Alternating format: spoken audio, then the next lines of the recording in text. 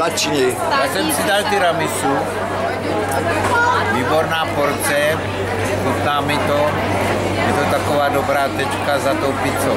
Doufám, že mi po ní bude chutnat i to červené víno. Třeba se ani neposereš. Jarko. Výborná, zmrzlinka. Výborná, jo. Na Mareto měl si dát s tou popicí. Jitu. Já bohužel už jenom měla zmrzlinku hotovou. Má výbornou navinulou chuť. Úžasné konzistence. To je vynikající zpráva. Anko. Všem návštěvníkům Liňána doporučuji karamelovou. Byla podána i s milým úsměvem pana prodavače.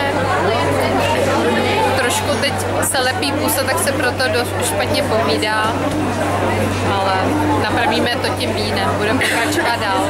A určitě ta jej byla nejlepší promiň, protože přišel i komár poškovat. Já můžu souhlasit, ale ten prodavač se usmál i na mě. A tak to má být. Už to stopně.